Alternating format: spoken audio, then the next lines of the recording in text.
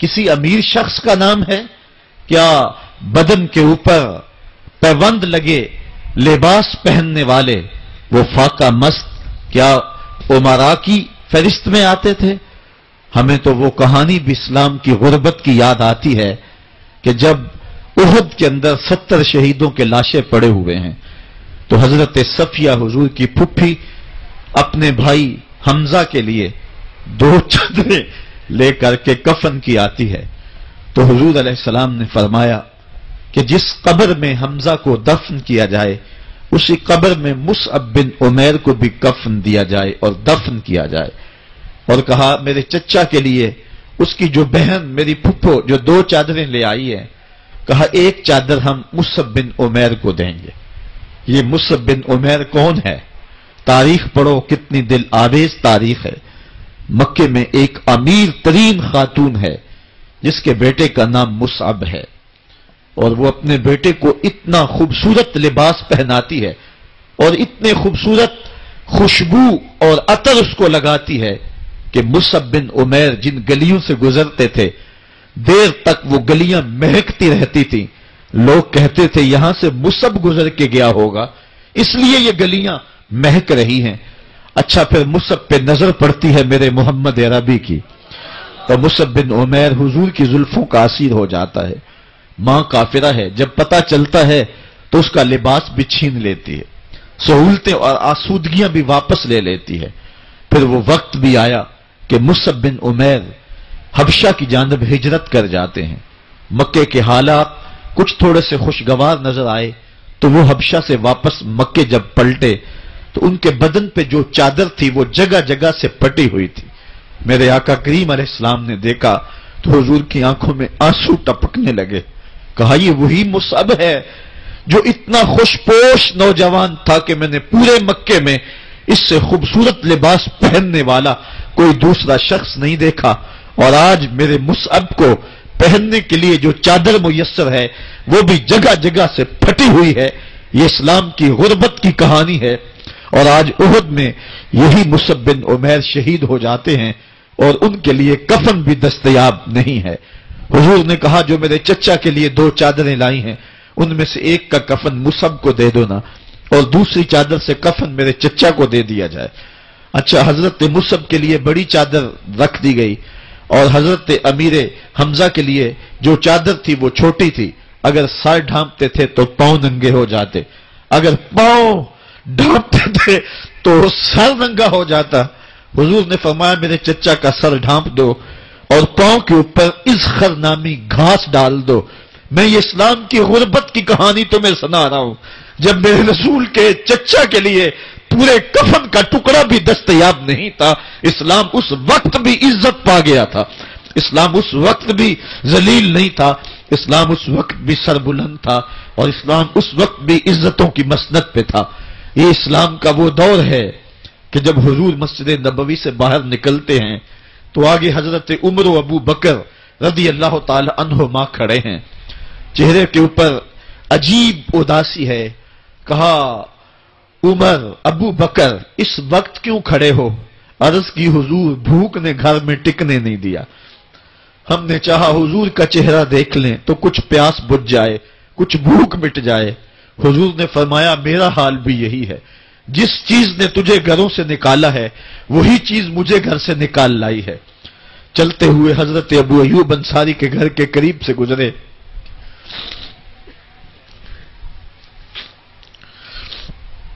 हुजूर की खुशबू पाके वो बाहर आ गए।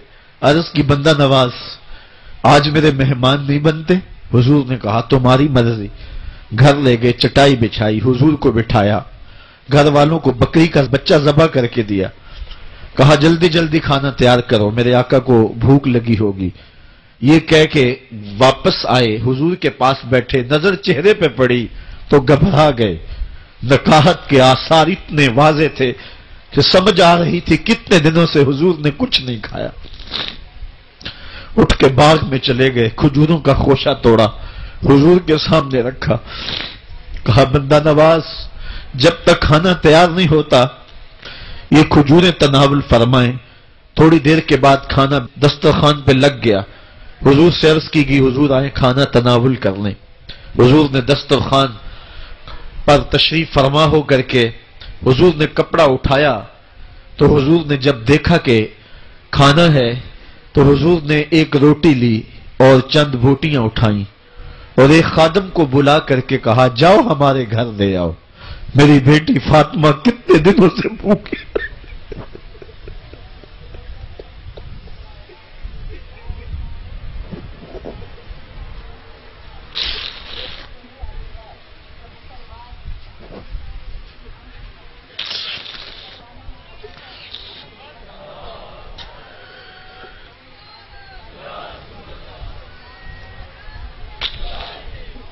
کہا جاؤ ہمارے گھر لے آؤ، میری فاطمہ کتنے دنوں سے بھوکی بیٹھی ہوئی ہے.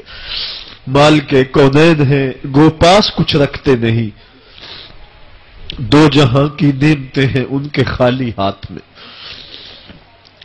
آپ کو پتا ہوگا کہ جب میرے رسول کا انتقال ہوا ہے، حضور کا وصال ہوا ہے، تو حضور کی ایک زرہ ایک یہودی کے گھر میں گروی رکھی ہوئی تھی. حضور نے زرہ رکھ کر کے اس سے قرض لیا ہوا تھا. یہ اسلام کی غربت کی کہانی ہے اور پھر اللہ نے اسلام کو امارت کے رنگ بھی دیے. اور تمہیں کہانی سناؤں، حضرت عدی بن حاتم روایت کرتے ہیں، صحیح بخاری میں روایت ہے. یہ حاتم تائی کے بیٹے ہیں. کہتے ہیں میں حضور کی خدمت میں حاضر ہوا، ایک شخص آیا کہنے لگا حضور غربت نے میرا برا حال کر دیا ہے، اور اس نے شکایت کی غربت کی، پسماندگی کی اور اپنی معاشی بدحالی کی. پھر ایک شخص آیا کہنے لگا حضور میرے پاس دولت تو ہے لیکن میں نے جس منزل پہ جانا ہے راستہ پر خطر ہے، تو میرے لیے کیا حکم ہے کہ میں کیسے راستہ طے کروں. تو یہ دو لوگوں نے یہ باتیں کی تو حضرت عدی کہتے ہیں کہ حضور نے روئے سخن میری جانب موڑا اور میری جانب مخاطب ہو کے کہا عدی تو نے ہیرا دیکھا ہے؟ عدی کہتے ہیں میں نے عرض کی حضور دیکھا نہیں، سنا ہے. ہیرا یہ شہر ہے عراق کا. تو حضور نے فرمایا عدی تو نے ہیرا دیکھا ہے؟ میں نے کہا نہیں حضور دیکھا نہیں، اس کا تذکرہ سنا ہے. فرمایا عدی اگر اللہ تجھے زندگی کی مہلت دے تو ہیرا سے ایک خاتون چلے گی، تو اپنی آنکھوں سے دیکھے گا اور مکے تک پہنچے گی اور اللہ کے گھر کعبہ کا طواف کرے گی اور اس کو ہیرا سے لے کر کے مکے تک اللہ کے علاوہ کسی کا ڈر نہیں ہوگا. کہتے ہیں کہ میں نے دل میں کہا کہ پھر بنو طے کے ڈاکو مر گئے ہوں گے جنہوں نے عرب کے اوپر روب ڈال رکھا ہے، تو وہ تو پھر ختم ہو گئے ہوں گے. کہتے ہیں میں بھی سوچ ہی رہا تھا کہ حضور نے مزید میری حیرت میں اضافہ کرتے ہوئے کہا عدی اگر تجھے اللہ نے زندگی کی مہلت دی تو دیکھے گا کہ کسرا کے خزانے تیری جھولی میں ہوں گے. تو اس دور کی سپر طاقت تھی. میں نے کہا حضور کسرا بن ہرمز؟ حضور نے فرمایا ہاں کسرا بن ہرمز. کہتے ہیں کہ حضور نے پھر فرمایا عدی اگر تو زندگی پائی تو تو وہ دن بھی دیکھے گا کہ ایک شخص زکوٰۃ کی رقم لے کر کے، زکوٰۃ کی چاندی لے کر کے، زکوٰۃ کا سونا لے کر کے نکلے گا اور اس کو کوئی زکوٰۃ کا مستحق ہی نہیں ملے گا. حضرت عدی بن حاتم کہتے ہیں کہ پھر میں نے وہ منظر اپنی آنکھوں سے دیکھا کہ ہیرا سے خاتون چلی اور مکے تک پہنچی اور امن ایسا تھا کہ اس کو اللہ کے علاوہ کسی کا ڈر نہیں تھا. پھر وہ لمحے بھی میں نے دیکھے کہ کسرا بن ہرمز کے خزانے مسجد نبوی کے باہر پڑے ہوئے ہیں. تو کہتے ہیں تیسری چیز میں دیکھ نہ سکا اور میں نے لوگوں کو کہا کہ یہ میں تو نہیں دیکھ سکا، میری شاید زندگی وفا نہ کرے، اور اگر تمہاری زندگی وفا کرے تو تم دیکھنا میرے آقا نے جو فرمایا تھا دو باتیں تو پوری ہو گئی ہیں اور تیسری بات تم دیکھ لو گے. حضرت یحییٰ بن سعید فرماتے ہیں کہ حضرت عمر بن عبد العزیز کا زمانہ تھا اور انہوں نے مجھے افریقہ کی جانب زکوٰۃ وصول کرنے کے لیے بھیجا. میں وہاں سے زکوٰۃ وصول کی اور پھر میں زکوٰۃ لینے والے مستحقین کو ڈھونڈنے لگا تو کہتے مجھے کوئی مستحق نہ ملا. پھر میں غلام پکڑتا اور اس کے پیسے دے کے اس کو آزاد کرواتا چلا جاتا. حضرت عمر بن عبد العزیز کا زمانہ ہے کہ گورنر ہے عراق کا.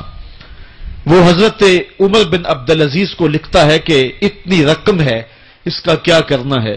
تو عمر بن عبدالعزیز کہتے ہیں رقم لے کے یہاں نہ آنا، وہاں عراق کے لوگوں میں بانٹ دو، جو زکوٰۃ کے مستحق ہیں ان کو تقسیم کر دو۔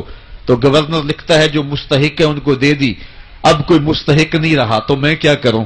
تو حضرت عمر بن عبدالعزیز کہتے ہیں جو مقروض ہیں ان کا قرض اتار دو۔ تو کہتے ہیں کہ ہاں قرض بھی میں نے اتار دیا ہے، رقم پھر بھی بچ رہی ہے، کیا کروں؟ تو حضرت عمر بن عبدالعزیز نے پھر لکھا جو شخص شادی کرنا چاہتے ہیں ان کا حق مہر ادا کر دو۔ میں نے کہا کہ وہ بھی کر دیا ہے، رقم پھر بھی بچ گئی، اب کیا کروں؟ تو حضرت عمر بن عبدالعزیز نے مجھے لکھا کہ جو غیر مسلم ہیں جنہوں نے ٹیکس دیا ہوا ہے، جتنا ٹیکس دیا ہے اس سے دگنے پیسے ان کو قرضے میں دے دو، اور ان کو کہو جاؤ اس کا کاروبار کرو، کھیتی باڑی کرو، اور ساتھ انہیں یہ بھی کہہ دینا قرض کی فکر نہ کرنا اور زیادہ اس میں پریشان نہ ہونا، جب دے سکو گے دے دینا۔ یہ دور بھی پھر اسلام نے دیکھا اور یہ گھڑیاں بھی دیکھی، جب چیتھڑے پہنے ہوئے تھے، جب پیوند لگے لباس پہنے تھے، جب پیٹ میں ڈالنے کے لقمہ بھی نہیں تھا، اللہ کا دین اس وقت بھی غالب تھا، اور جب گلیوں کے اندر ریشم بکھرا ہوا ہوتا تھا کوئی اٹھانے والا نہیں تھا، دین اس وقت بھی غالب تھا۔ دین کا غالب ہونا یا نہ ہونا اس کا تعلق جو ہے وہ مال و دولت سے نہیں ہے۔ اقبال کہتا ہے کہ زوال بندہ مومن کا بے زری سے نہیں، مومن کا زوال بے زری سے نہیں ہے بلکہ اس کا سبب کوئی اور ہے۔ وہ سبب ڈھونڈنا ہے کہ ہم دنیا میں رسوا ہو کے کیوں رہ گئے، ہم زمانے کے سامنے تماشا کیوں بن کے رہ گئے، آج نبی کی امت پوری کائنات میں رسوا ہو کے کیوں رہ گئی، آج ہمارا تماشا دیکھا جا رہا ہے، آج بھوکے کتوں کو ہماری بیٹی اور بہنوں کے اوپر چھوڑا جا رہا ہے اور اس کا تماشا دیکھا جا رہا ہے۔ کیا ہم نے یہ دن بھی دیکھنے تھے؟ ہم نے سراغ لگانا ہے۔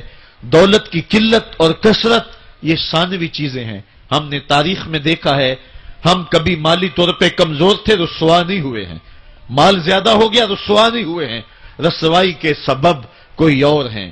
آئیے تمہیں کہانی دل آویز سناؤں، اسلام کے عروج اور بانکپن کی مختصر کہانی آپ دیکھ لیں کہ حضور جب جلوہ فراز ہوتے ہیں مکے میں تو اللہ کا گھر 365 بتوں سے بھرا ہوا ہے، وہ دنیا کے اندر خدا کا پہلا گھر اور 365 بتوں کا قبضہ ہے اس گھر کے اوپر۔ پھر حضور آئے اور دعوت دین دی اور آقا کریم علیہ السلام نے ان بتوں کے لوث سے کعبہ کو پاک کیا۔ کہانی اتنی دل آویز ہے کہ حضور نبوت کے اعلان کے 13 سال گزارنے کے بعد جب مکے سے ہجرت کر کے مدینہ روانہ ہوئے تو مسلمانوں کی تعداد 100 سے متجاوز نہیں تھی۔ جن لوگوں نے ہجرت کی ہے تاریخ پڑھیں، سن 2 ہجری کو بدر کے مقام پہ حق اور باطل کا پہلا ٹکراؤ ہوتا ہے۔ مسلمانوں کی تعداد 313 تھی، جو لوگ گھروں میں تھے ان کی تعداد بھی ساتھ شامل کر لیں، بچے اور خواتین بھی شامل کر لیں، 600-700 لوگ بنتے ہوں گے۔ اور 8 ہجری کو فتح مکہ ہوا اس واقعہ کے 6 سال بعد، تو فتح مکہ کے موقع پہ مسلمانوں کی تعداد جو سپاہیوں کی تھی وہ 10,000 تھی۔ اور پھر 8 ہجری کو یہ واقعہ ہوا ہے تو 10 ہجری کو حجۃ الوداع ہوتا ہے۔ 10 ہجری کو حضور کے سامنے جو لوگ بیٹھ کے خطبہ سن رہے تھے ان کی تعداد 1,44,000 تھی، اور جو گھروں میں لوگ شامل تھے ان کو بھی ملائیں تو 6 لاکھ تک پہنچتی ہے۔ حضرت صدیق اکبر رضی اللہ تعالیٰ عنہ 2 سال 2 ماہ اور کچھ دن تخت خلافت پہ رہے ہیں، اور آپ کے ادوار کی فتوحات کو اگر اس کی ایوریج نکالیں تو ایک دن میں 80 مربع میل علاقہ روزانہ فتح ہوتا ہے۔ حضرت عمر کا دور دیکھیے، حضرت عمر کے زمانے میں اسلامی حدود 23 لاکھ مربع میل تک پھیل گئی ہیں۔ محمد بن قاسم جب سندھ میں آیا ہے تو یہ بہت بعد کی کہانی نہیں ہے، یہ 92 ہجری کی کہانی ہے، ابھی صحابہ موجود تھے۔ ادھر اندلس کے دروازے پہ طارق بن زیاد دستک دے رہا ہے تو وہ تابعی ہے، اور یہ بھی 92 ہجری کی کہانی ہے۔ ادھر سندھ تک مسلمان پہنچ گئے، ادھر وہاں تک پہنچ گئے۔ آپ چائنا میں جا کے دیکھیں، حضرت سعد بن ابی وقاص صحابی کی قبر وہاں ہے، وہ وہاں تک پہنچے۔ ماوراء النہر کا علاقہ بھی فتح ہو گیا۔